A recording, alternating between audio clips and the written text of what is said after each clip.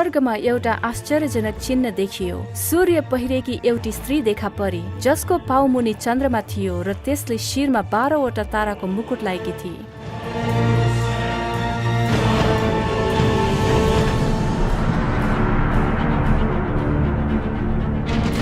त्यो गर्भवती थिए र जन्माउने अवस्थाको पीडामा प्रसव वेदनाले चिच्याइरहेकी थिए।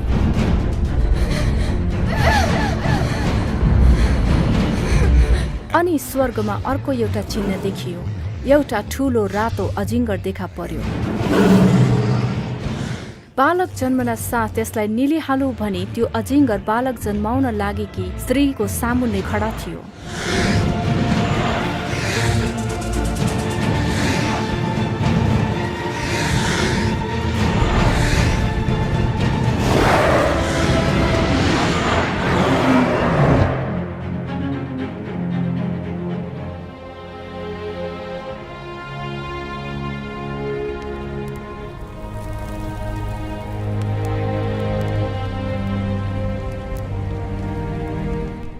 एउटी स्त्री, एउटा बालक र एउटा अजिङ्गर।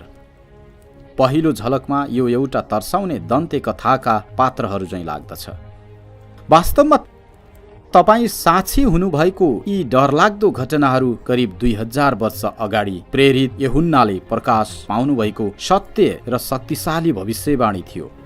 प्रकाश 12 अध्यायमा उल्लेख गरिएको यो भविष्यवाणीले हामीलाई के भन्दछ? के यसले हजारौं वर्ष अगाडिको केही घटनाहरू देखाउँदछ अथवा यसले नजिक भविष्यमा हुने घटनाहरूबारे बयान गर्दछ? र यो स्त्री, अजिङ्गर र बालकले कसको प्रतिनिधित्व गर्दछ? संसारको गहन यात्रामा हामीसँग सहभागी हुनुहोस्। थोरैले मात्र देखेको तर सबै यसमा सम्मिलित भएको। प्रकाश, दुलही, पशु र बेबिलोन।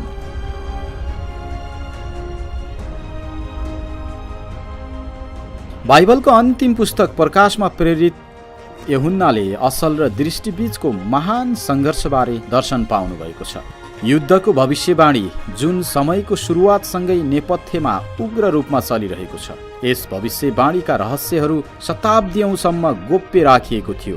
अहिलेसम्म पनि संसारभरि पतन भएका राज्यहरू र शासकहरूदेखि आफूले विश्वास गरेका कुराहरूका लागि युद्ध गर्ने मानिसहरू र स्त्रीहरू यो क्रिस्चियनिटीको कथा हो। सत्यताको खोजी र अरबौं विश्वासीहरूको जग। स्वर्गमा एउटा आश्चर्यजनक चिन्ह देखियो। सूर्य पहिरेकी एउटी स्त्री देखा परी, जसको पाउमुनि चन्द्रमा थियो र त्यसले शिरमा 12वटा ताराको मुकुट लगाएकी थिए। त्यो गर्भवती थिए र जन्माउने अवस्थाको पीडामा प्रसव वेदनाले चिच्याइरहेकी थिए र बालक जन्मन साथ त्यसलाई निलिहालु भनी अजिङ्गर बालक जन्माउन लागेकी स्त्रीको सामुन्ने खडा थियो। धेरै बाइबलविदहरू र इतिहासकारहरूले यो भविष्यवाणीलाई वर्षौंदेखि अध्ययन गरेका थिए रे। प्रकाश 12 अध्यायको भविष्यवाणीले पहिलो शताब्दीको यहुदामा घटेको निर्दोषहरूको आम हत्या भनिने घटनालाई संकेत गरेको छ भन्ने कुरामा सहमत छन्। ख्रिस्टको जन्म हुन लागेको दशकमा रोमी साम्राज्यका शासकहरूले यहुदा लगायत सम्पूर्ण मेडिटेरेनियन भूभागलाई जितेका थिए। येशू जन्मनुभन्दा 20 वर्ष अगाडि रोममा हेरोद नामक स्थापना गरिएको राजा थिए। बाइबल भन्दा बाहिर अन्य दस्तावेजहरूले उनी निकै नै निर्दयी राजा थिए भनी उल्लेख गरेको कुरा तपाईलाई थाहै होला। उनी दयाविहीन राजा थिए र कोही पनि उहाँको अप्रिय बन्न चाहँदैनथ्यो। जब पूर्वबाट केही ज्योतिषीहरू यरुशलेममा आएर यहुदीहरूको राजा भएर जन्मेको बालकलाई खोज्न आएको खबर पाउँदा हेरोद चिन्तित भएको थियो। हेरोद किन यसबारेमा बेचैन भयो? किनभने रोमी शासकले यहुदीहरूको राजा भनी यो पद हेरोदलाई दिएका थिए। उनले फरिसीहरू र सादकीहरूबाट बालक साँच्चै कुन ठाउँमा जन्मने हो भनी पत्ता लगाए र उनले त्यो ठाउँ बेथलेम भएको थाहा पाए र उनमा त्यो बालक प्रति यति धेरै रिस उठ्यो कि उनले सेनाहरू पठाएर येशूलाई मार्ने कोसिस गरे।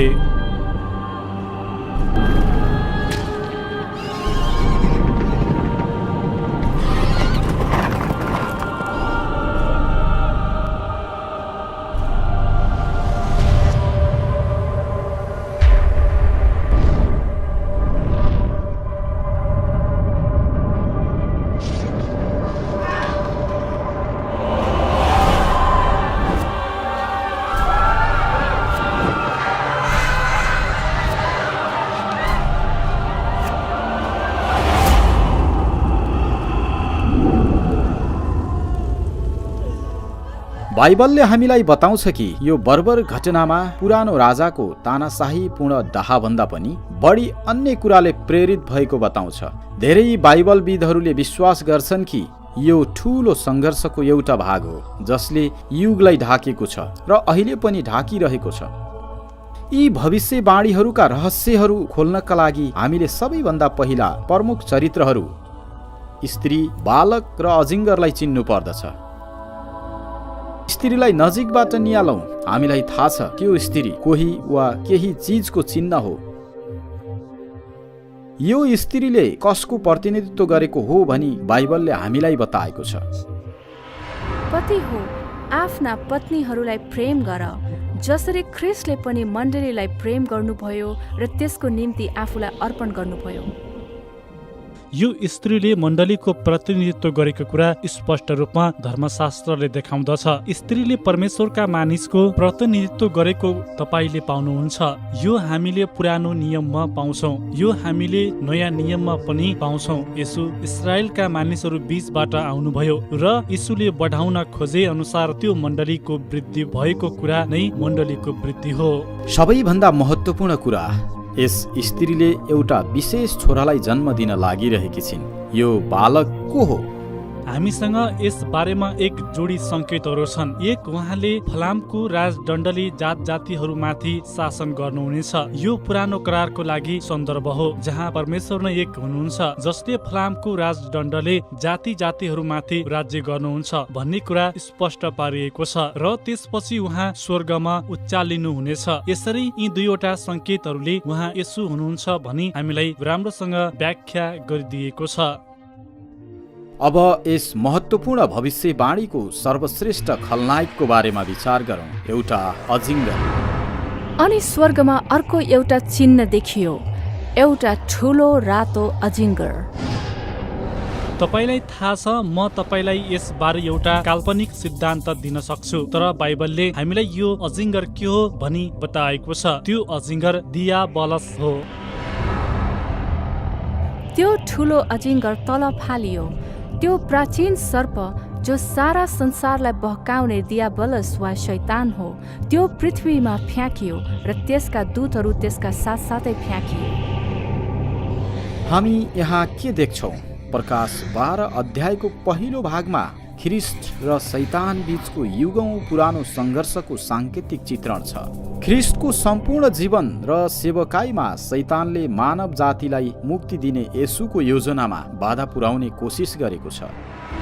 तर ऊ त हाम्रा अपराधहरूका निम्ति छेडियो, हाम्रा अधर्मका निम्ति ऊ पेलियो। हामीमा शान्ति ल्याउने दण्ड उसमाथि पर्यो र उसको कोर्राको चोटले हामी निको भयौँ। तिनीहरूले उहाँलाई चुप लगाउने कोसिस गरे। तिनीहरूले उहाँलाई खुला स्थानमा मृत्युसम्म यातना दिए।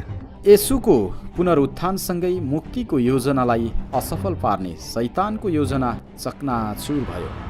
त्यसको बालक परमेश्वर कहाँ उठाइएर उहाँको सिंहासनमा लगियो। अब शैतान परमेश्वरको पुत्रसम्म शारीरिक रूपले पुग्न असफल भएपछि शैतानले उसले आफ्नो सबै रिस येशूका चेलाहरू अर्थात् नयाँ बनेका इसाईहरूमाथि पोख्यो। उसले रोमी शासकको निर्दयी शक्ति मार्फत धेरै गर्यो।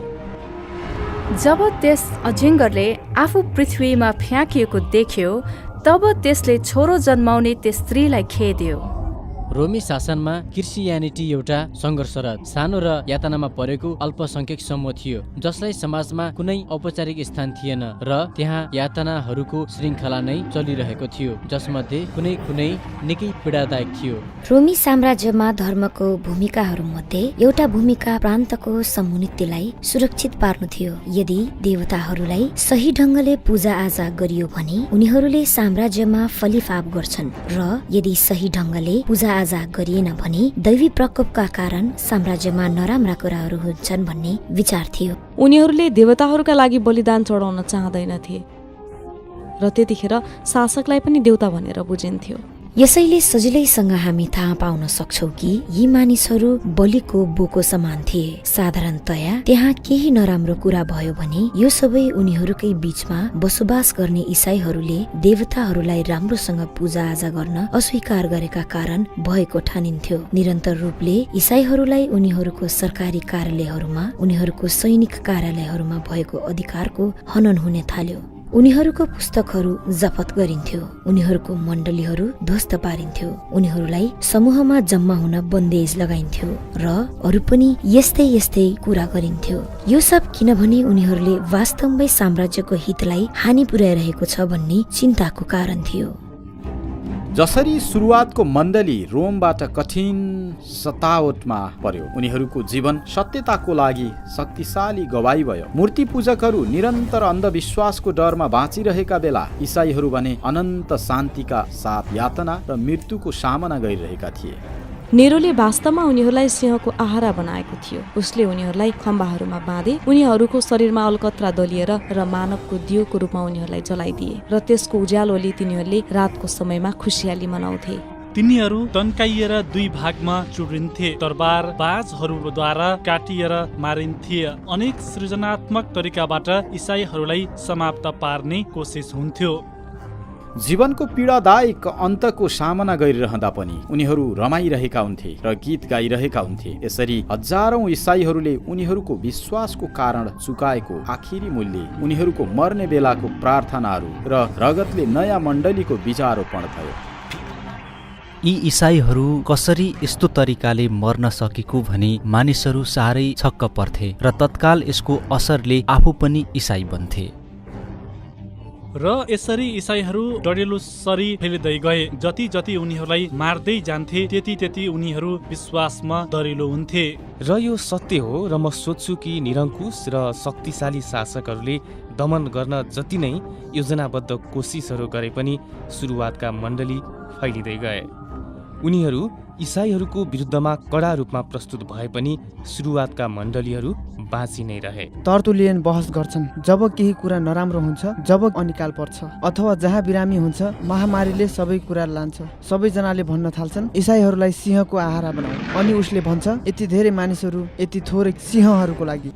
यो समयमा रोमी साम्राज्यभरि इसाईहरूको व्यापक वृद्धि भए पनि उनीहरू भूमिगत थिए। रोमी सहरहरू मुनि बनाइएको यो सुरुङहरू र कोठाहरूलाई काटाकोम्बस अर्थात् भूमिगत मण्डलीहरू भनिन्थ्यो र अहिले भूमिगत मण्डलीहरूबारे बुझ्न जरुरी छ।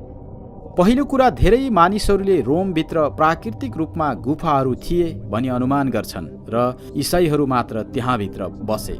भूमिगत मण्डलीहरू निर्विकल्प रूपमा प्राकृतिक गुफाहरू होइनन्, यसलाई इसाईहरूले खनेका हुन्। कहिलेकाहीँ शहीदहरूको चिहानहरूमा सेवाहरू हुन्थ्यो। दोस्रो कुरा, आफ्नो मरेकाहरूलाई गाड्ने कला एकदमै महत्त्वपूर्ण छ। इसाईहरू शरीरको पुनरुत्थानमा विश्वास गर्छन्। अहिले शताब्दीहरूपछि विश्वासमा परिवर्तन आउन सक्छ, तर हामीले बुझेको कुरा के हो भने सुरुवातका इसाईहरूले आफ्नो वास्तविक शरीरमा पुनरुत्थान हुन्छ भनी विश्वास गरेका थिए। यसैले उनीहरूले आफ्ना मरेकाहरूलाई जलाउनुको सट्टा गाड्न रुचाउँथे। यसैले अति नै सतावट भएको समयमा तपाईले आफ्ना मरेकालाई गाडिरहनु भएको छ भने तपाईले धेरै या थोरै प्रहरीलाई भनिरहेको हुनुहुन्छ कि आउनुहोस् र हेर्नुहोस्, कतै म पनि इसाई हुन सक्छु। सन् 306 मा एकजना नयाँ रोमी शासकको उदय भयो र सबै कुरा एकदमै छिटो छिटो परिवर्तन हुन थाल्यो। कन्स्टान्टाइन महान सिपाही र चलाक राजनेता थिए। यसैले कन्स्टान्टाइनले आफू शासक हुने राजनीतिक उद्देश्य पूरा गर्न गृह युद्धको श्रृङ्खला मचाए र यस्तो उनले आफ्नै व्यक्तिगत र राजनीतिक लक्ष्य पाउनको लागि गरे। इसाईहरूसँग उनको केही सरोकार थिएन। उनी गाउल, अहिलेको फ्रान्स, जहाँ उनको शक्तिको आधार थियो, त्यहाँबाट आफ्नो विरोधीको सामना गर्न मागेन्टास इटलीमा गए। उनी आफ्ना सेनाहरूसँग अगाडि बढिरहँदा एक रात उनले सपना देखे। सपनामा उनलाई देवता आएर भने, तिमी इसाई बन्नेछौ र यो चिन्ह तिम्रो ढालमा खोपेमा तिमीले लडाई जित्नेछौ। यसको केही समय पश्चात उनले वास्तवमै दर्शन पाए, जुन इतिहास अनुसार कन्स्टान्टाइनको साथै उनका सेनाहरूले पनि देखे। उनले सूर्यलाई हेर्दा प्रकाशको क्रुस त्यसमाथि देखे र गिरिक भाषामा एन टुटोइनिका यसद्वारा विजयी हौ पनि देखे। यो उनले देखेको सपनाको केही समय अघि नै घटेको घटना थियो। यसलाई युसी बसले व्याख्या गरेका छन्। यसका छुट्टै स्रोतहरू छन्, यसका छुट्टै अनुवादहरू छन्, तर कन्स्टान्टाइनले भनेका छन्, मैले यो स्वर्गीय जम्का भेट पाएँ र स्वर्गदूतले मलाई भन्नुभयो कि क्रुसको चिन्हद्वारा म विजयी हुन्छु। कन्स्टान्टाइनले उनका सेनाहरूलाई उनीहरूको ढालहरूमा इसाई चिन्ह खोप्न लगाए। उनका विरोधीहरू नदीमाथि पुलहरूमा खडा थिए। कन्स्टान्टाइन र उनका सेना अगाडि थिए, नदी र सहर उनको पछाडि थियो। यसैले लड्न आइरहेका सेनाहरूलाई जित्न सकेन भने उनीहरूका लागि कहीँ पनि भाग्ने ठाउँ थिएन र उनी हारे। यसैले कन्स्टान्टाइनका लागि जो अहिलेसम्म इसाई भइसकेका थिएनन्, यो एकदमै शक्तिशाली कुरा थियो, किनभने उसले विश्वास गरेको थियो कि इसाई देवताले मलाई विजय दिनुभयो।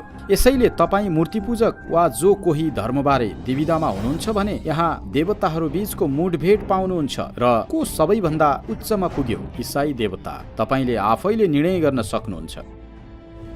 बिस्तारै इसाईहरूप्रति राष्ट्रिय भावना परिवर्तन हुँदै गयो। कन्स्टान्टाइनको पालामा इसाईहरू सतावटको परिस्थितिबाट राजाहरू र सरकारहरूको अदालत र दरबारहरूमा असर पार्न सक्ने पदहरूमा खुल्ला रूपमा पुग्न सफल भए।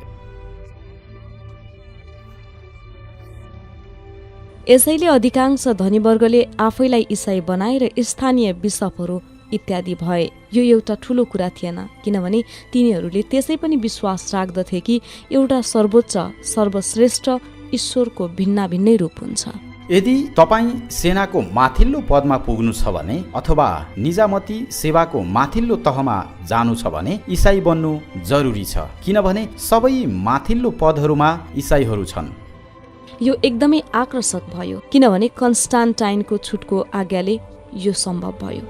कन्स्टान्टाइनले महानको पद दावी गर्न सक्छन्, किनभने उनले संसारको इतिहासलाई नयाँ अध्यायमा बदलेर रगत बगाउनु पर्ने सतावटबाट क्रिस्चियनिटीलाई राज्यको धर्म बनाए।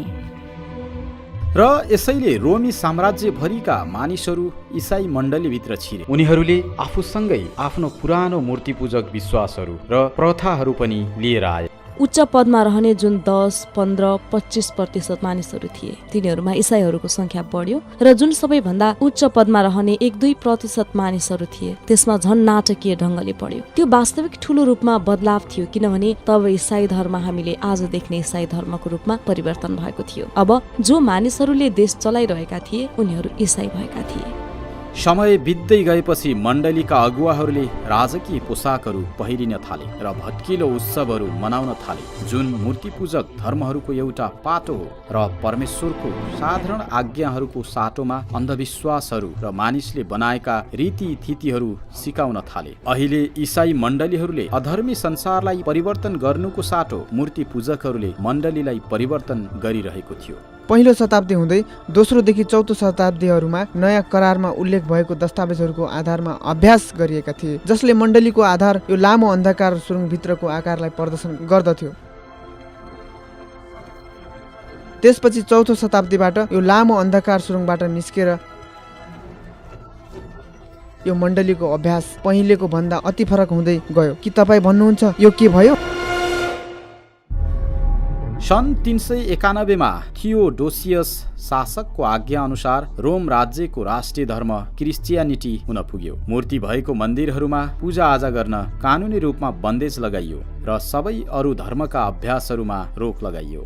तपाईले राज्यलाई इसाईकरण गर्न प्रयास गर्दै हुनुहुन्छ। मूर्तिपूजक संस्कारलाई तपाईँ इसाईकरण गर्ने प्रयास गर्दै हुनुहुन्छ। पुराना राजदरबारहरू साधारणतया मूर्तिपूजक मन्दिरहरू थिए। यसमाथि क्रुस राख्नुहोस्, बाइबलीय दृश्यहरू, बाइबलीय नायकहरू र सन्तहरू र शहीदहरूको चित्रद्वारा रङरोगन गर्नुहोस्। यसैले इसाईहरू वास्तवमा समयको विकाससँगै र योजनाबद्ध तौरले रणनीतिका साथ मूर्ति पूजामा समाहित भए। ठाउँहरू मात्र होइन, तर संस्कारहरू र विचारहरू र उनीहरूको सोचे अनुसार क्रिस्चियनिटीको व्यापक फैलावट भयो। यसरी उनीहरूले सोचे अनुसार वृद्धि भएको हामीलाई थाहा नभएको कुरा के हो भने यस्तो गर्नु कतिको वैधानिक छ र हामीले अरूहरूको विचारहरू ग्रहण गर्ने कार्य कति गर्यौं। सुरुवातको मण्डलीले सो धर्मत्याग गरेको रफ्तारको बारेमा जान्नुभयो भने तपाईँको सास बन्द हुन सक्छ।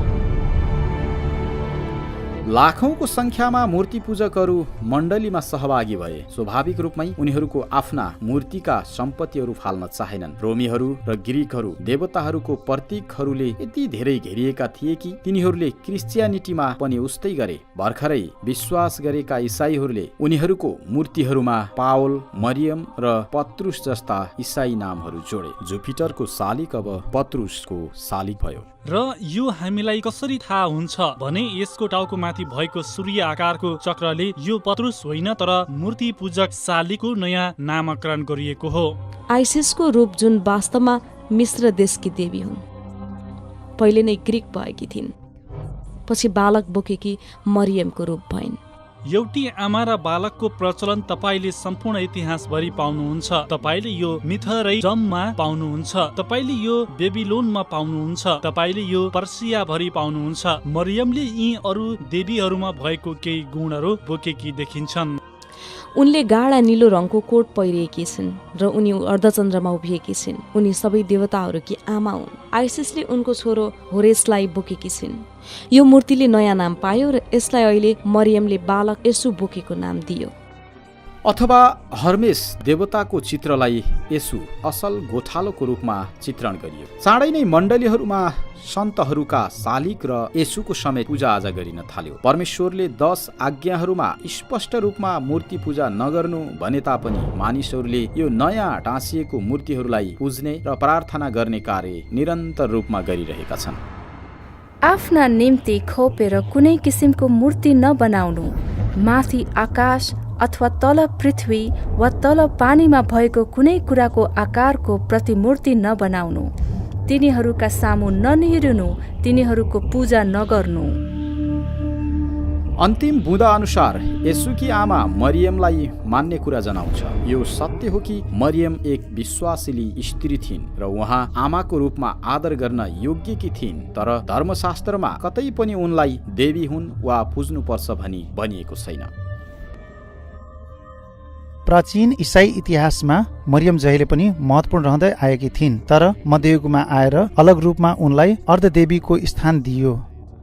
मानिसहरूको गल्तीको बारेमा उनको सर्वोच्च न्यायाधीश छोरालाई, जो अति धार्मिक हुनुहुन्छ, उहाँलाई सिफारिस गरिदिने देवीको रूपमा कुमारी मरियमलाई विश्वास गरिन थालियो। यो एकदमै अचम्मको कुरा छ, तर त्यति बेलाको धार्मिक कलाले यस्तै प्रदर्शित गर्दछ। बाइबलले मारियमलाई विशेष सन्तको रूपमा मान्नुपर्छ भनेको छैन। यसले मारियमलाई मसीहलाई जन्म दिने परमेश्वरले उपयोग गर्नुभएको शुद्ध प्रशंसनीय स्त्रीको रूपमा उचालिएको छ। तैपनि सन् 325मा निसियाको परिषदमा मण्डलीले मरियमलाई देवीको रूपमा र ख्रिस्टसँग सहमध्यस्थकर्ताको रूपमा उचालियो। 4औं शताब्दीको सुरुको साथै अन्तिमतिर मण्डलीहरू कुमारी मरियमप्रति समर्पित भए।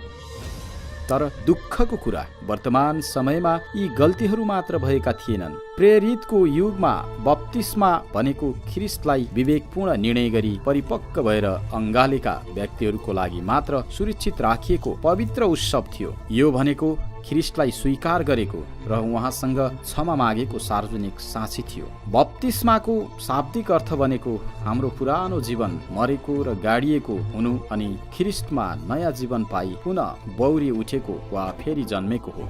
बप्तिस्माको उत्सव कुनै ताल वा नदीमा आयोजना गरिन्थ्यो, जहाँ बप्तिस्मा लिने व्यक्तिको सम्पूर्ण शरीर पानीमा चुर्लुम्म डुबाउन सकिन्छ। यसको अर्थ उनीहरू आफ्ना पापहरूबाट पुरै पखालिएको थियो। बप्तिस्माको अभ्यासलाई मण्डलीले बिस्तारै परिवर्तन गर्न थाल्यो। ख्रिस्टको 100औं वर्ष पश्चात सजिलो प्रकारका छिटकाउ र खन्याउने प्रकारका बप्तिस्माहरूको प्रवेश भयो। यसले वास्तवमा सेवाको शक्तिशाली सङ्केतलाई नोक्सान पुर्याएको छ र यो यसुले सम्पूर्ण शरीर डुबाएर लिएको बप्तिस्माको घटनासँग विरोधाभासपूर्ण छ। एउटा बालकले बालक छँदै नै पाप गर्न सक्छ र यसैले यदि उसले पाप गरेको छ भने ऊ नरक जाने खतरा हुन्छ र सधैँको लागि नरकको आगोमा जलिरहनेछ भने अबाइबलीय धारणा थियो। यसैले उसलाई बचाउने भनेको उसको बत्तिस्मा हो र उसलाई मण्डलीमा बत्तिस्मा दिनुपर्छ। यदि तिमी मण्डलीको सदस्य होइन भने तिम्रो कुनै आशा छैन। यसैले धर्मशास्त्रीहरू भन्छन्, तिमीलाई के थाहा छ? हामीले नवजात शिशुलाई तुरुन्तै बप्तिस्मा दिन सुरु गर्नुपर्छ। उनीहरू जन्मेपछि जति सक्छ चाँडो, ताकि केही गरी उनीहरू मरे भने पनि स्वर्ग जानेछन्, किनभने त्यसबेला नवजात शिशु मृत्युदर उच्च थियो र धेरै बच्चाहरू मर्दथे। मूर्तिपूजक प्रभावबाट ईसाई सत्यमा फरक आएको अर्को कुरा भनेको प्रभुभोज थियो। येशूले संयुक्त सेवा खडा गर्नुभएको थियो, जसलाई कतिले युकारिस्ट भनेर पनि भन्दछन्। यो साधारण भए पनि सुन्दर उत्सव थियो, जहाँ उहाँका चेलाहरूले दागको रसबाट पिएका थिए र खमीर बिनाको रोटी खाएका थिए। येशूको पाप रहित शरीर र रगतको यी सङ्केतहरू उहाँका विश्वासीहरूलाई ख्रिस्टको बलिदान र शिक्षाहरू सम्झाउनको लागि बनाइएको योजना थियो। पछि मध्य युगको उत्तराधारमा इसाईहरूको लागि सबैभन्दा महत्त्वपूर्ण विधि युकारिस्टा वा प्रभुभोज थियो, वा उनीहरूले यसलाई मास भनी बुझ्दथे। सबै पुरुषहरू र स्त्रीहरू एकसाथ जम्मा हुन्थे र विधिमा भाग लिन्थे। उनीहरू येशू ख्रिस्टको शरीर र रगतलाई लिएर उत्सव मनाउँथे, जसलाई हामी प्रभुभोज भन्छौँ। तर फेरि मूर्तिपूजक संस्कारहरूको प्रभावमा मण्डलीका अगुवाहरूले यो पवित्र प्रभुभोजलाई बिस्तारै रहस्यमय समारोहमा परिणत गरे। यो संस्कार अनुसार रक्सी प्रयोग गर्थे र पुजारीसँग रोटी र रक्सीलाई ख्रिस्टको वास्तविक शरीर र रगतमा परिणत गर्ने तथाकथित शक्ति छ भनेर भनिन्थ्यो। यो ट्रान्ससब्स्टेन्टिएसन हो। यो पुजारीहरूले युकारिस्टलाई होकस एनम कर्पस मियो, यो मेरो शरीर हो, शब्दोच्चारण र सूत्रबाट ख्रिस्टको देह र रगतमा परिणत गर्ने चिन्ह हो। यी शक्तिशाली शब्दहरू हुन् जुन उनीहरूले बरबराएपछि परमेश्वरले रोटी र रक्सीलाई पुनरुत्थान हुनुभएको येशू ख्रिस्टको शरीर र रगतमा परिणत गर्नुहुन्छ। पछि उनीहरूले भन्न थाले, हामीले गोप्य शब्दहरू भनेर परमेश्वर सिर्जना गर्यौँ। सारमा वेदीमा के हुन्छ भने रोटी देहमा र रक्सी रगतमा परिणत हुन्छ, तर ती हेर्दा रोटी र रक्सी नै देखिन्थे। युकारिस्टमा यो बलिदानको भेटी चढाइन्छ, यो प्रशंसाको बलिदान। यो प्रभुभोज अहिले बलिदानको सम्झनाको रूपमा होइन, तर आफ्नै बलिदान र मुक्ति दिने बलिदान भएको छ। सन् 1415बाट कन्स्टान्सको परिषदमा मण्डलीका अगुवाहरूले पुजारीहरूले मात्र रक्सी पिउन सक्दछ र सामान्य विश्वासीहरूले रोटी मात्र लिन सक्छ भनी घोषणा गरे। तर बाइबलले हामीलाई स्पष्ट रूपमा देखाउँछ कि येशूले प्रभुभोज आयोजना गर्दा सबैले त्यसबाट पिएका थिए। ख्रिस्ट जन्मनु भएको करिब 300 वर्ष पछाडि मण्डलीमा 10 आज्ञाहरूको अर्को आज्ञामा विचलन पैदा भयो, विशेष गरी चौथो आज्ञा, जसमा विश्वासीहरूले 7औं दिनलाई सबातको रूपमा सम्झनु पर्ने थियो। साबत दिन पवित्र मान्नुपर्छ भनी याद राख्नु, 6 दिनसम्म परिश्रम गरेर आफ्ना सबै काम गर्नु, तर 7औं दिन चाहिँ परमप्रभु तिमीहरूका परमेश्वरको निम्ति साबत दिन हो। जब रोमको विरुद्ध यहुदीहरूले युद्ध गर्दै रहे, तब यहुदीहरूको सुरक्षाभित्र छाता जस्तो रहेका कुरा अब इसाईहरूको लागि आगोको भुङ्ग्रोमा परे जस्तै भयो। इसाईहरू यहुदीहरूबाट पृथक हुन थाले। यहुदीहरूले उनीहरूलाई सताउन थाले, यसैले उनीहरू यहुदीहरूबाट टाढा रहन थाले। रोमन आइतबारलाई बढी महत्त्व दिएर 10 आज्ञाहरूमा रहेको 7औं दिनको सबातको महत्त्व घटाए। केही इसाईहरूले सबातको दिनमा उपवास बस्ने तर आइतबारको दिनमा भोज खाने भनी गलत तरिकाले सोच्न थाले, जुन कुरा मूर्ति पूजकहरूले गर्थे। उनीहरूले आइतबारको दिन भोज खान्थे र शनिबारको दिन उपवास बस्थे। यहुदीहरूको धारणा अनुसार होइन, यहुदीहरूले शुक्रबारको दिन उपवास बस्थे र सबातको दिन भोज खान्थे। यस्तो कुरा केही इसाईहरूले सोच्न थाले। यसैले तपाईले अनुमान गर्नुस्, यदि तपाईले एक दिन उपवास बस्नुहुन्छ र अर्को दिन भोज खानुहुन्छ भने कुन दिन बढी प्रख्यात दिन बन्छ। र ख्रिस्ट आइतबारको दिन पुनरुत्थान हुनुभयो र स्वाभाविक रूपमा यही दिनलाई चिन्ह लगाइन्छ र उत्सव मनाइन्छ। यहाँ तेस्रो कारण छ र त्यो हो सूर्य पूजाको प्रभाव मण्डलीमा प्रवेश गर्यो, र जब सूर्य पूजा मण्डली भित्र छिर्यो, कन्स्टान्टाइनले यसको प्रयोग गरी आइतबार सूर्यको दिन मानिसहरूले पुज्ने दिनलाई उचाल्ने कार्य गर्यो। बिस्तारै परमेश्वरको नियमबाट प्रतिस्थापन हुँदै कैयौं शताब्दी बितिसकेपछि यसलाई विस्तृत रूपमा यतिसम्म स्वीकार गरिएको थियो कि धेरैजना बाइबलमा आइतबार मान्ने बारे कुनै आधार छैन भन्दा अचम्मित भए। सन् 313 मा कन्स्टान्टाइनले आइतबारलाई विश्राम दिनको रूपमा पालना गर्न इडिक्ट अफ मिलानको घोषणा पत्रमा प्रकाशित गरे। शासकको आइतबार नियममा क्रिस्चियनिटीको केही लेनादेना थिएन। यो वास्तवमा प्रमुख ग्रेको रोमन सूर्य राजा हेलियोस वा एपोल्लोको आदर गर्नु थियो।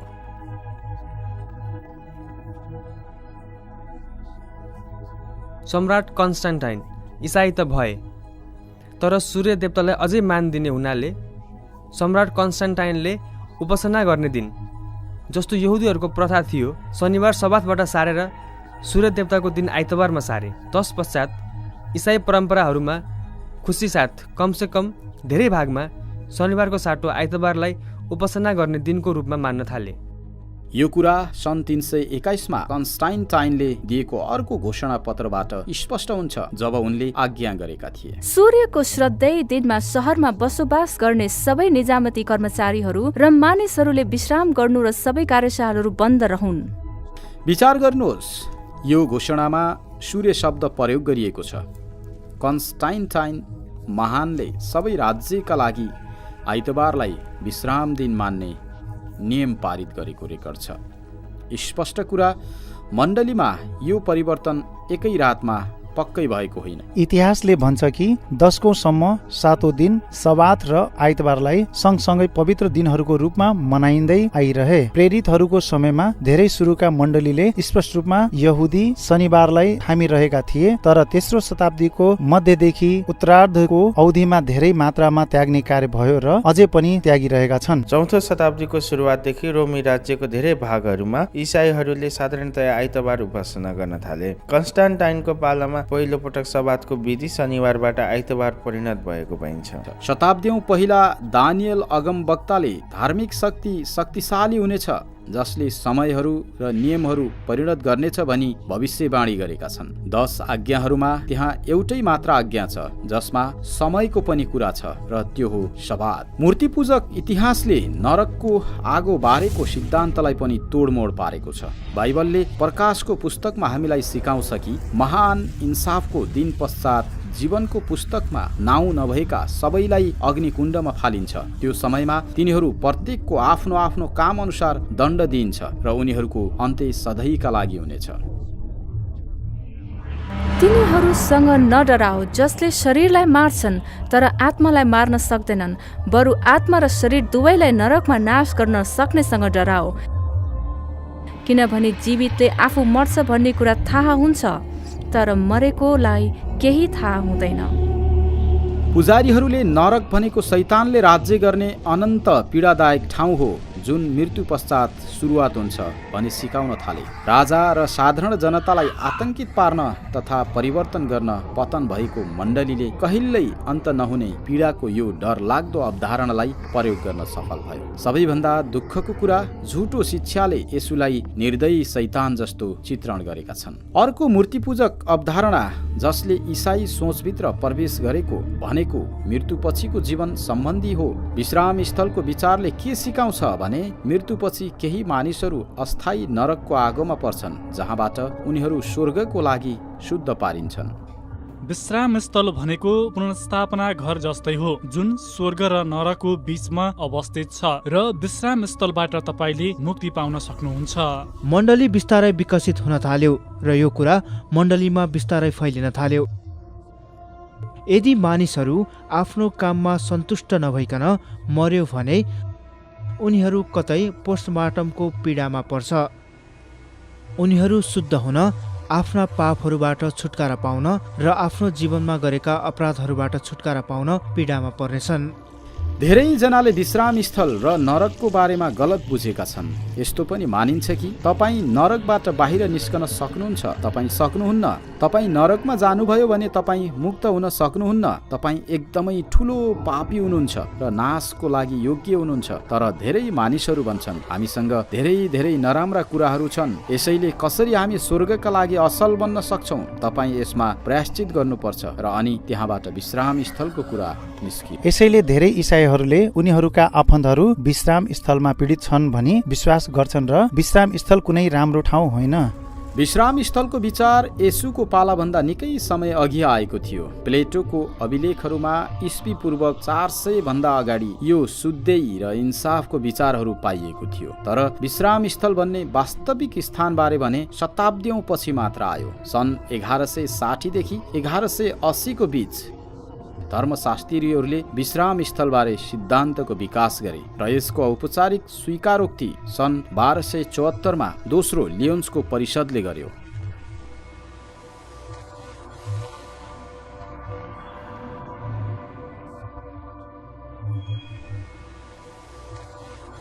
यस पश्चात मण्डलीले विश्राम स्थलमा रहेका मरेकाहरूलाई प्रार्थना गरेर तथा मानिसहरूलाई संस्कारहरूको विशेष गरी प्रभु भोजको लाभ देखाई सहयोग गर्न तयार भयो। यो पूर्ण रूपमा परम्परागत छ। मण्डलीले यसलाई असल हो भनी विश्वास गर्छन् र मानिसहरू यसको लागि धेरै रकमहरू राख्न तयार भए। 14औं र 15औं शताब्दीहरूमा मरेका आत्माहरूको भेलाको लागि भनेर विशेष गरी पुजारीहरूको निम्ति प्रतिष्ठानहरूको वृद्धि भएको पाइन्छ। आर्थिक लाभको निम्ति यो सिद्धान्तलाई चतुर्याई साथ मिलाइएको पाइन्छ। मानिसहरू आफ्ना प्रिय आफन्तहरूलाई त्यस विश्राम स्थलको पीडाबाट मुक्त गर्न ठूलो मात्रामा रकम खर्च गर्न तयार भएका थिए। वास्तवमा विश्वासीहरूलाई उनीहरूका प्रियहरू कहिले विश्राम स्थलबाट मुक्त भए भन्ने थाहा नपाउँदा भ्रष्टाचारी पुजारीहरूको खल्तीमा पैसाको बिटो निरन्तर रूपमा पुगि नै रह्यो। मण्डलीको अगुवासँग पैसा सङ्कलन गर्नका लागि मानिसहरू हुन्थे र उनीहरूले मण्डलीको लागि पैसा दिन मानिसहरूलाई उत्साहित गर्थे। विश्राम स्थलबाट मानिसहरू किन्ने ताकि उनीहरूले भवनहरू बनाउन पैसा सङ्कलन गर्न सकेका हुन्। विश्राम स्थलबारे यो विश्वास पनि डरलाग्दो अवधारणामा बनेको छ, जहाँ बाँचेकाहरूको कामहरू र प्रार्थनाहरूले मरेकाहरूको गन्तव्य परिवर्तन गर्न सकिन्छ। येशूले एकदमै स्पष्ट गर्नुभएको छ कि यहाँ कुनै पनि विश्राम स्थल छैन र मरिसकेपछि मानिसको अर्को चेतना भनेको पुनरुत्थान र अनन्त इनाम हो। यसमा अचम्म नमान, किनभने समय आइरहेछ जब चिहानमा हुनेहरू सबैले उसको स्वर सुन्नेछन् र बाहिर निस्कि आउनेछन्। सुकर्म गर्नेहरू जीवनको पुनरुत्थानको निम्ति र कुकर्म गर्नेहरू चाहिँ दण्डाज्ञाको पुनरुत्थानको निम्ति। सुसमाचारको केन्द्रमा हामीले कसरी क्षमा पाउन सकिन्छ भन्नेबारे शिक्षा छ। सम्झौताको यो युगमा क्षति पुगेको अर्को ठूलो बाइबलीय सत्यता थियो। यदि एकजना मानिसले क्षमा प्रार्थी हुन चाहन्छ भने उसले सबैभन्दा पहिला पुजारीहरूको अगाडि आफ्नो पाप स्वीकार गर्नुपर्छ। प्रायश्चितको शपथ नामक धर्म विधि मार्फत, जसलाई प्राय सबैले पाप स्वीकार गर्ने भनेर चिन्दछन् र गर्छन्। यसैले हामीले हाम्रो अपूर्ण असल कार्यहरू र हाम्रो वास्तविक खराब कार्यहरूलाई सुधार्नको निम्ति हामी सबै साधारण मानिसहरू साथै पादरी समूह हामी सबैले कम्तीमा वर्षको एकपटक वा त्योभन्दा बढी पुजारीहरूको सामु आफ्ना पापहरू स्वीकार गर्नुपर्छ। पुजारीहरूले पापहरूबाट मुक्ति दिइयो, अब सिद्धियो भनी आश्वासनका शब्दहरू प्रदान गर्नेछन्। तर एकजना मानिस, किनभने उनीहरूले मण्डलीका नियमहरू र ख्रिस्टको शिक्षाहरू भङ्ग गरेको छ, ले आफ्ना पापहरूको कारण सन्तुष्टिको कार्य गर्नुपर्दछ। धेरै तरिकाहरूमा यो नकारात्मक विकास थियो। सबैभन्दा पहिला बाइबलमा यसबारे कहीँ पनि सिकाइएको छैन। दोस्रो, मरणशील मानिसलाई यसले ख्रिस्टको स्थानमा राख्छ र साधारण मानिससँग परमेश्वरको सम्बन्ध टुटाउँछ। अवश्य समयमा यसले आफ्नो क्षेत्रका बासिन्दाहरूको सबै पापी कार्यहरूको वर्णन सुन्ने असहज पदमा पुजारीहरूलाई राख्ने कार्य पनि हुन्छ। बाइबलले हामीलाई मानिसले आफैलाई बचाउन सक्दैन भनी सिकाउँछ। यसैले येशू यस संसारमा आउनुभयो। धर्मशास्त्रले सिकाउँदछ कि मुक्ति सम्पूर्णतया हाम्रो विश्वासयोग्य परमेश्वरको कृपा र अनुग्रहमा भर पर्छ र हामी यसका हकदार होइनौँ। यो परमेश्वरले हामीलाई दिनुभएको अलौकिक उपहार हो जुन हाम्रो प्रयासहरू वा असल कार्यहरूबाट प्राप्त गर्न सक्दैनौँ। आज्ञा पालन समेत अनुग्रहको वरदानबाट आउँछ। आज नयाँ नियमको विश्वासबाट प्राप्त हुने मुक्तिको सिद्धान्त व्यापक रूपमा सिकाइयो र बुझियो। तर मध्ययुगको अन्धकार समयमा अशिक्षित समूहलाई असल कार्यहरू गरेपछि मात्र परमेश्वरको कृपा पाउन सकिन्छ भनी सजिलै पत्यार गराउन सकिन्थ्यो। त्यस समयमा कुनै पनि पापीले परमेश्वरलाई खुसी पार्नको निम्ति मोटो रकम चढाउनु पर्छ, प्रायश्चितका लागि शरीरमा पीडा दिने कार्य गर्नुपर्छ वा क्लान्त नहुन्जेल तीर्थधाम जानुपर्छ भनी सिकाइन्थ्यो। यसभित्र क्षमा पाउनका लागि कुनै विशेष प्रार्थना, पटक पटक मन्त्र जस्तै दोहोराकै गर्ने कार्य पनि पर्दछ। संसारको मूर्ति पूजा गर्ने धर्महरूमा मन्त्र दोहोराउने वा उस्तै प्रार्थना दोहोराउने विचार कुनै नौलो कुरा होइन। निरन्तरको मन्त्रोच्चारण वा कुनै विशेष खालको जादुमयी शब्दहरू प्रयोग गरेमा देवताहरूलाई खुसी पार्न वा प्रभाव पार्न सकिन्छ भन्ने विश्वास गरिन्थ्यो। येशूले यस्तो खालको प्रार्थनाका विरुद्धमा चेतावनी दिनुभएको छ। र प्रार्थना गर्दा अन्य जातिहरू जस्तै व्यर्थ नबरबराओ, किनभने धेरै शब्दमा बोल्दा तिनीहरूको सुनाइ हुन्छ भन्ने तिनीहरू विचार गर्दछन्। मण्डलीका भ्रष्टाचारी अगुवाहरूलाई थाहा थियो कि परमेश्वरका मानिसहरूमाथि आफ्नो अधिपत्य जमाउनु छ भने उनीहरूलाई एउटा कुराबाट वञ्चित पार्नुपर्छ जसले गर्दा उनीहरूलाई सधैँ धोकामा राख्न सकिन्छ र त्यो कुरा हो पवित्र वचनहरू। सुरुमा मानिसहरूलाई बाइबल पाउन रोकावट थिएन, सजिलै पाइन्थ्यो। समय बित्दै गएपछि अब मानिसहरूले फरक पाए। तब उनीहरूले पादरीहरूलाई चुनौती दिन थाले। यसैले उनीहरूले मानिसहरूलाई बाइबलदेखि टाढा राख्न थाले। यसैले 5औं शताब्दीदेखि 15औं शताब्दीसम्म 1000 वर्षहरूको इतिहासमा धार्मिक अगुवाहरू मात्र पवित्र वचनहरूको बारेमा बयान गर्न सक्ने योग्य व्यक्ति हुन् भनेर सिकाइन्थ्यो। साधारण मानिसहरूले पादरीको सहयोग बिना वचनहरू बुझ्ने आश गर्न सकिन्न भनी भनिन्थ्यो। यस्तो घातक धोकाले गर्दा मण्डलीका सामान्य वर्ग अन्धकारमा रह्यो। एउटा उज्यालो मण्डली बाइबलको सत्यतामा एकपटक रहेको मण्डली भ्रष्टाचारी राजनीतिक संस्थाको कारण आत्मिक उत्सवहरूमा मात्र सीमित हुन पुग्यो। यसरी यो समयको अवधिमा सांस्कृतिक, आर्थिक र आत्मिक क्षय भएकोले अन्धकार युग भनी परिभाषित गर्नुमा कुनै आश्चर्यको कुरा भएन। केही छोटो शताब्दीभित्रै ख्रिस्टको चम्किलो दुलही मार्फत चम्किएको अचम्मको ज्योतिमा मूर्ति पूजकहरूको रीतिथितिको कारण ग्रहण लाग्यो। अहिले छुट्टै भिन्दै प्रकारको स्त्रीले उनको स्थान ओगटेकी थिइन्।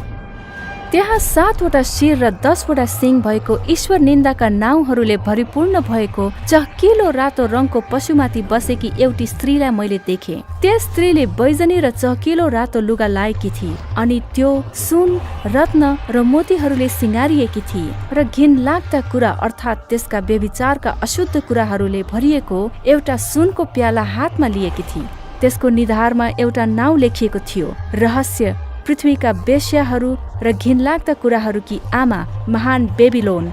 अनि मैले त्यस स्त्रीलाई सन्तहरूको रगत र येशूका शहीदहरूको रगत पिएर मातेकी देखेँ। त्यसलाई देखेर म साह्रै अचम्मित भएँ। प्रकाश 17 अध्यायमा यूहन्नाले बयान गरेको स्त्री प्रकाश 12 अध्यायको स्त्रीसँग भिन्न छ। यो नयाँ रगत पिउन लालायित वेश्या को हो र त्यसले चढेको अनौठो पशु के हो? यदि तपाईँ बस्नुभएको छैन भने बस्ने बेला भयो, किनभने तपाईँलाई यसबारेमा सुन्दा झट्का पर्न सक्छ। यो अगमबाणीको मापदण्ड मेल खाने एउटै मात्र राज्य छ, एउटै मण्डली, एउटै मात्रै संस्था छ र त्यो हो रोमी क्याथोलिक चर्च।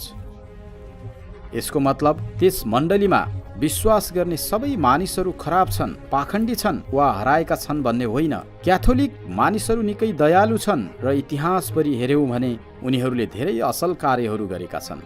यो वास्तवमा वचनको सत्यताको विरुद्ध आत्मिक शक्तिहरू र संस्थाहरू बीचको ठूलो सङ्घर्ष हो। तर अब हामीले घुम्टो हटाउने बेला आएको छ र सत्यताहरूमा गहिरिएर हेर्ने बेला आएको छ। प्रकाश 17को 1 मा हामी त्यस महावेश्यालाई धेरै पानीहरूमा बसेको देख्न सक्छौँ। सौभाग्यवश स्वर्गदूतले हामीलाई यस चिन्हको अर्थ 15 पदमा बयान गरेका छन्। ती स्वर्गदूतले मलाई भने, तिमीले देखेका ती पानीहरू जहाँ त्यो वेश्या बसेकी छे ती चाहिँ मानिसहरू, भीडहरू, जातिहरू र भाषाहरू हुन्। यसैले त्यो आइमाई बाक्लो जनसङ्ख्या भएको सबै ठाउँमा राज गर्छिन्। तपाईले सायद यस्तो अभिव्यक्ति सुन्नु भएको होला, सबै बाटोहरू रोमतर्फ सोझिन्छ। आफ्नो शासनको सर्वोच्च शिखरमा छँदा रोमीहरूले 50,000 माइल बाटोहरूको सञ्जाल सम्पूर्ण राज्यको चारैतर्फ बनाएका थिए। रोम साम्राज्य खण्डित हुन सुरु हुन साथ रोमका मण्डलीले शक्ति प्राप्त गर्यो।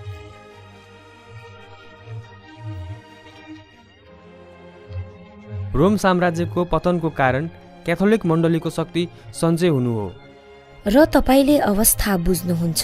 जस्तै 5औं शताब्दीको मध्यतिर जब एटिला द हुन आफ्ना सेनाहरू साथ रोमको शहरमा अगाडि बढिरहेका थिए, रोमी शासकले उसलाई रोक्न गएनन्, तर पोप रोमका बिशप गएका थिए। यस्तो किसिमको प्रतिष्ठा, राजनीतिक प्रतिष्ठा साथसाथै धार्मिक प्रतिष्ठाले पोपको भूमिकाको व्याख्या गरेको छ। यस भविष्यवाणीले 7वटा शिर र 10वटा सिङ भएको पशुमाथि बसेकी एउटी स्त्रीलाई देखाएको छ। अवश्य पनि यी चिजहरू चिन्हहरू हुन्। यो येशूले 12 अध्यायमा ख्रिस्टको मण्डलीसँग लडाईँ गरिरहेको 7वटा शिर र 10वटा सिङ भएको उही अजिङ्गरलाई जनाउँछ र त्यो त्यही पशु हो जुन 13 अध्यायमा उल्लेख भएको सारा संसारका मानिसहरूले पूजा गर्दथे। यसैले यो 7वटा शिर र 10वटा सिङले के जनाउँछ? त्यो 7वटा शिर 7वटा पर्वतहरू हुन् जसमाथि त्यो स्त्री बसेकी छे। तिमीले देखेका ती 10वटा सिङ चाहिँ 10 राजाहरू हुन्। संसारमा एउटै मात्र सहर छ जुन 7वटा पर्वतमाथि बसेको छ र त्यो सहरको नाम हो रोम। यसैले राम्रोसँग बुझेकाहरूका लागि अब कुनै शङ्का छैन कि यूहन्नाले जब यो स्त्रीबारे भनिरहेका छन् उनले रोमबारे भनिरहेका छन्। यसैले तपाईले यहाँ सम्बन्ध देख्न सक्नुहुन्छ। 7वटा शिर, 7वटा पर्वत। प्रकाशको 12 अध्यायमा जानुहोस्। 7वटा शिर, प्रकाश 13 अध्यायले 7वटा शिरबारे वर्णन गर्छ। यहाँ निरन्तरता पाइन्छ। यो रोम सहरभित्र छ जसलाई 7वटा पर्वतको सहर भनिन्छ। यो अहिले भ्याटिकन सहरको सम्पूर्ण क्षेत्रमा सीमित भएको छ। यहाँ एउटै मात्र मण्डली छ र यो छुट्टै स्वतन्त्र राज्य पनि हो जससँग संसारको राजनैतिक शक्ति छ। त्यो हो भ्याटिकन। यो राज्य संसारको सबैभन्दा कम जनसङ्ख्या भएको रोमभित्र 109 एकड क्षेत्रफलमा फैलिएको स्वतन्त्र राज्यको रूपमा स्थापना भएको छ। यो सानो देश भ्याटिकन सहरको पर्खालभित्र 1000 भन्दा कम मानिसहरू बस्छन् र यहाँ पोपले शासन गर्दछन् र उहाँसँग पूर्ण कार्यपालिका, संवैधानिक र न्यायिक शक्तिहरू छन्। अन्तर्राष्ट्रिय धार्मिक शक्तिको प्रभाव र मार्गदर्शनका लागि पोप र उनका प्रतिनिधिहरूसँग संसारभरिका राजदूतहरूले भेट्छन्। पोपको सम्बोधनको लागि संयुक्त राष्ट्रसङ्घले समेत भेला आयोजना गर्छ। जब पश्चिमी रोमी राज्यको पतन भयो त्यसका उपनिवेशहरू 10वटा राज्यमा विभाजित भएका थिए। 10वटा सिङले रोम साम्राज्य टुक्रिएपछि राज्य गर्ने 10वटा राजाहरू वा राज्यहरू जनाउँदछ। यो 10वटा सिङले रोमको वर्णन गर्दछ जुन 10वटा साना राज्यहरूमा टुक्रियो। यसैले तपाईले यहाँ मण्डलीले राजनीतिक शक्तिमाथि सवारी गरेको पाउन सक्नुहुन्छ। तपाईले यहाँ मण्डली र राज्यको मिलन भएको पाउनुहुन्छ। ईश्वर निन्दाका नामहरू भविष्यवाणीको अर्को महत्त्वपूर्ण तत्त्व हो जसले सिधै रोमन क्याथोलिक मण्डलीलाई इङ्गित गर्दछ। यो संसारमा हामी सर्वशक्तिमान परमेश्वरको स्थानमा छौँ। यसले मरणशील मानिसलाई परमेश्वरको स्थानमा राख्दछ र अन्त्यमा ईश्वर निन्दाको परिभाषा दिन्छ। यो कुनै विशेष पोपको इमान्दारिताको प्रश्नसँग गाँसिएको छैन, तर भविष्यवाणीले उनले ओगटेर बसेको कार्यालय र उनले प्रतिनिधित्व गरेको संस्थालाई जनाउँदछ। यो स्त्रीले विशेष खालको रङहरू भएको पहिरन पहिरिएकी छे। उनका विशेष रङहरू यहाँ उल्लेख गरिएका छन्। अब कति पनि सेतो रङ रहेन, तर अहिले यी रङहरूले अचम्म तरिकाले हामीलाई दुई चिजहरू जनाएका छन्, राजकीयता र व्यभिचारिता। र पछि ऐतिहासिक इसाई मण्डलीहरूमा हामीले देख्न पाउने ती विशेष रङहरू ऐतिहासिक इसाई मण्डलीका पुजारीहरूका रङहरू हुन्।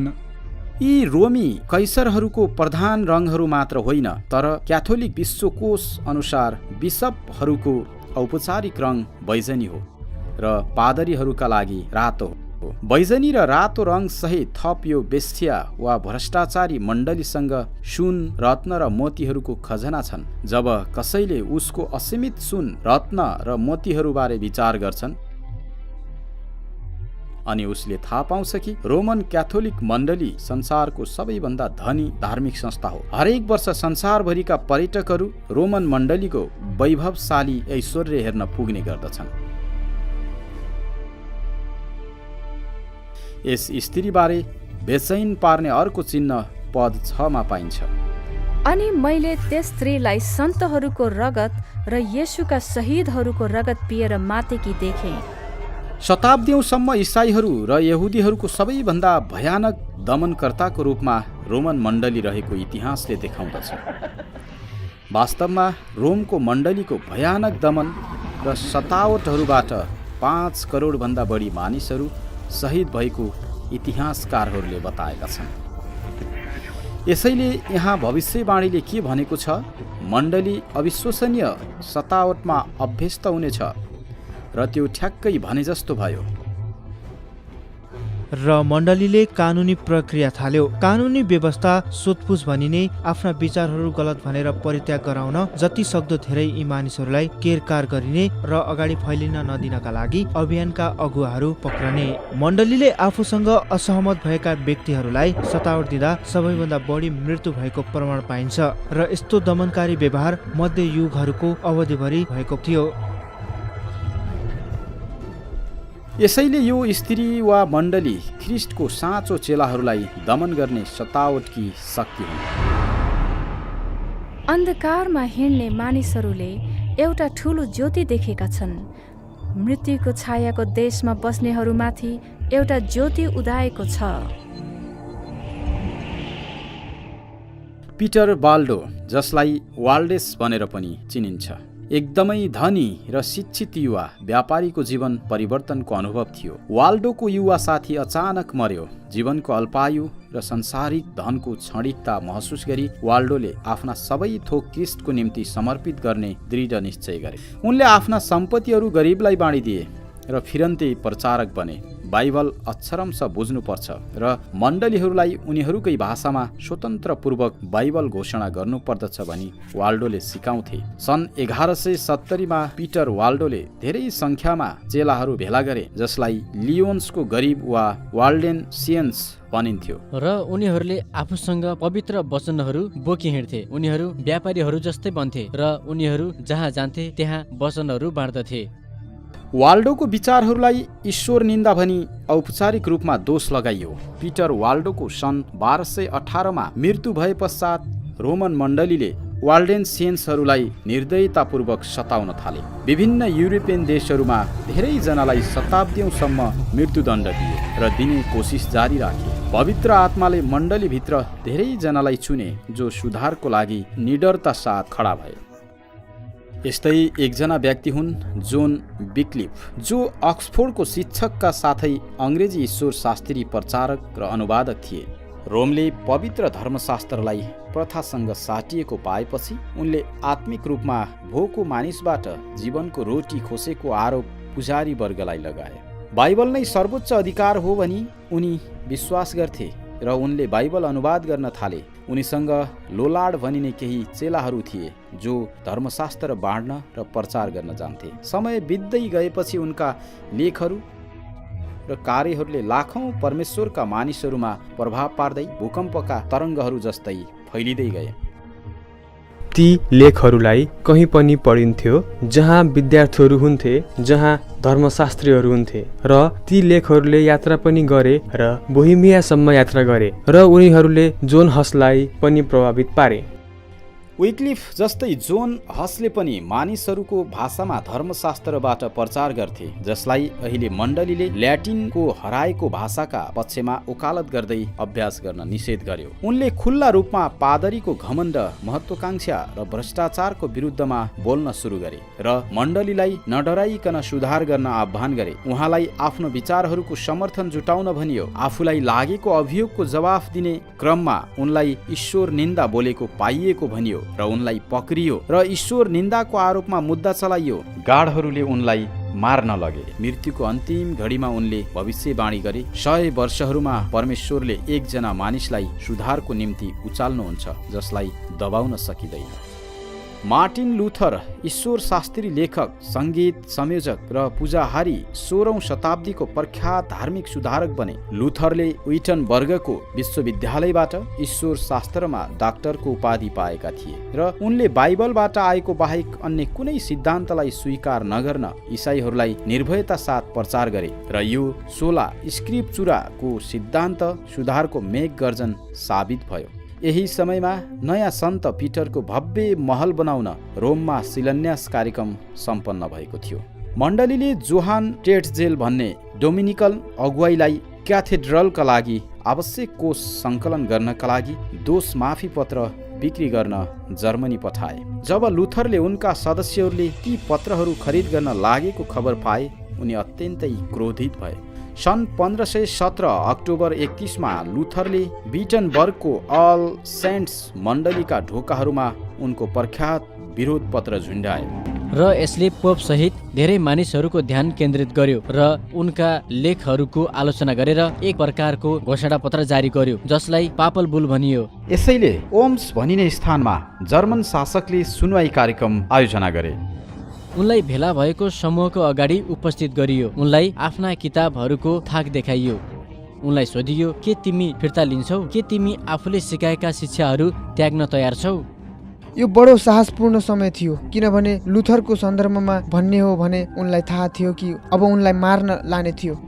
जबसम्म म धर्मशास्त्रको गवाहीबाट वा स्पष्ट कारण बिना सन्तुष्ट हुन्न, न म पोपलाई विश्वास गर्छु न परिषद एक्लैलाई नै, किनभने उनीहरूले पनि गल्ती गर्न सक्छन् र उनीहरू आफैमा विरोधाभासपूर्ण पनि भएको कुरा सबैलाई थाहा छ। मैले उद्धृत गरेको धर्मशास्त्रले बाँधिएको छु र मेरो चेतना परमेश्वरको वचनको कैदी छ। म फिर्ता लिन चाहन्न र सक्दिन, किनभने म मेरो चेतनाको विरुद्धमा जानु न सुरक्षित छ न सही नै छ। म यहाँ उभिएको छु, म अरू केही गर्न सक्दिन। परमेश्वरले मलाई सहायता गरून्। आमेन। लुथरले कानुन तोडेको घोषणा गरियो। उनका लेखहरू पढ्न बन्देज गरियो र उनलाई पक्रने आदेश दिइयो। वास्तवमा फ्रेडरिक द वाइजका लागि काम गर्ने हतियारधारी समूहका मानिसहरूले लुथरलाई अपहरण गरेको थियो, जसले वार्टबर्गको महलमा केही समयका लागि लुथरलाई बाहिरी समाजबाट छुट्टै राखेका थिए। लुथरलाई के भयो भनी फ्रेडरिकलाई यस बारेमा थाहा थियो, तर अरू कसैलाई पनि थाहा थिएन। धेरै मानिसहरूले उनी मरे भन्ठाने। 1 वर्षसम्म यो एकान्त निर्वासनमा भई, जसलाई लुथरले मेरो पत्मोस भनेर संज्ञा दिएका छन्। उहाँले धेरै लेखहरू लेख्ने काम गरिरहे। उनले नयाँ नियमलाई ग्रीक भाषाबाट जर्मन भाषामा अनुवाद पनि गरे। यही बेला रोमको मण्डली भित्रैबाट अन्य धेरैजना सत्यताका शक्तिशाली विजेताहरूको उदय भयो। सुधारकहरूले प्रचार गरेपछि र छापाखानाले भटाभट छाप्न थालेपछि मानिसहरूका समूहले परमेश्वरको वचन अध्ययन गर्यो। वसन्तको स्वच्छ हावामा सास लिए जस्तै युरोपले धार्मिक नवयुगको अनुभव गर्यो।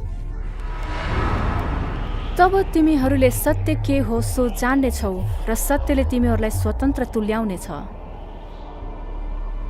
प्रकाशको पुस्तकले समेत अन्तिम दिनहरूमा परमेश्वरको साँचो मण्डलीको भेष धारण गरी झुक्क्याउनेहरू आउनेछन् भनी भविष्यवाणी गरेको छ, जसले धर्मशास्त्रको सत्यतासँग सम्झौता गर्छ। यसले सारा संसारलाई धोका दिनेछ भनी येशूले चेतावनी दिनुभएको छ।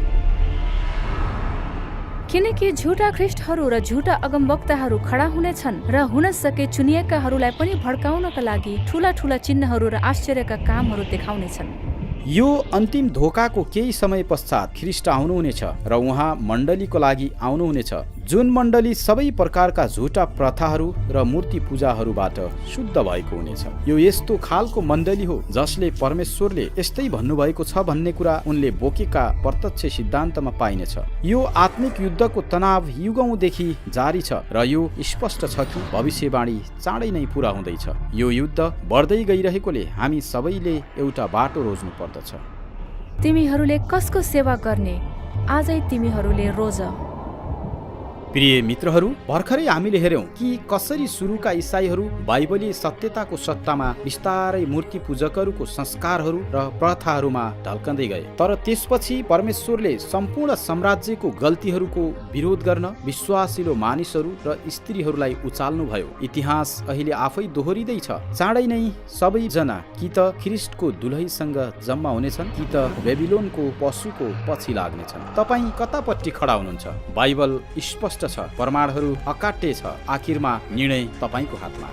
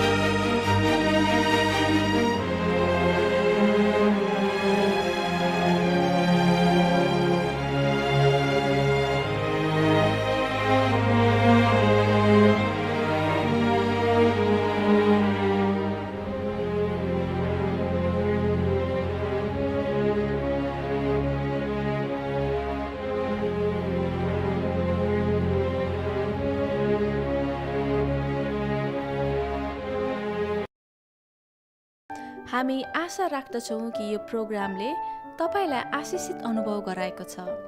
यदि तपाईँले केही प्रश्नहरू सोध्न चाहनुहुन्छ भने अथवा हामीलाई केही भन्न चाहनुहुन्छ भने हामीलाई jeevitbachan@gmail.com मा इमेल गर्न सक्नुहुन्छ। इमेल एकचोटि फेरि लेख्नुहोस् jeevitbachan@gmail.com।